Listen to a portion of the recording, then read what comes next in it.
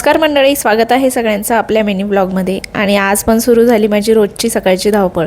कधी विचार करते एक दिवस तरी स्लो मॉर्निंग मिळेल, पण नाही रे बाबा। घरात मुलं असली की सगळं एक्सप्रेस मोडमध्येच करावं लागतं आणि चालतं सुद्धा। सर्वात आधी हातात झाडू घेतला, पण नजर गेली थेट ओट्यावर।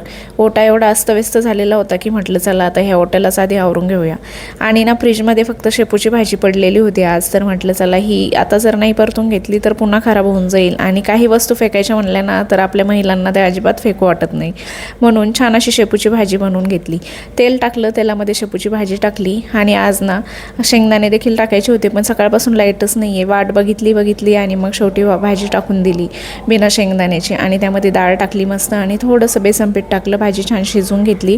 आणि आता ओट्यावर नजर गेली। ओटा तर बघू शकताय तुम्ही किती अस्ताव्यस्त होतो म्हणजे स्वयंपाक वगैरे झाल्यानंतर। सगळ्याच लेडीजचं असंच होत असेल, तुमचं होतं का नक्की सांगा मला कमेंटमध्ये।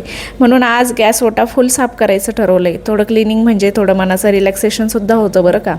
ही माझी रोजची थेरपी आहे। क्लिनिंग करताना डोकं पण रिकामं होतं आणि किचन पण झळाळून जातं। मला आता रोजची कामं तर चालतच राहणार आणि हे जर आवरलं नाही तोपर्यंत आपल्या मनाला काही शांती भेटत नाही। सगळं एकदा चकाचक जिथल्या तिथे झालं म्हणजे मग आपलं मनही शांत होतं आणि आपल्याला सुद्धा थोडंसं आराम करायला पण छान वाटतं।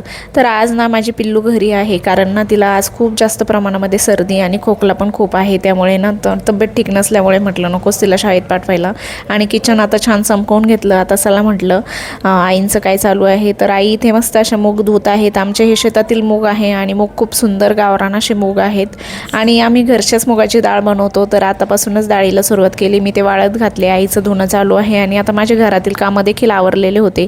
तर म्हटलं चला आई आता आपण जेवण वगैरे करून घेऊया। तर जेवण करायला घेतलं। छान असा उरलेल्या पोळीचा चुरमा बनवलेला होता, वरण भात होता आणि शेपूची भाजी होती, डाळ टाकलेली। या तुम्ही देखील जेवायला।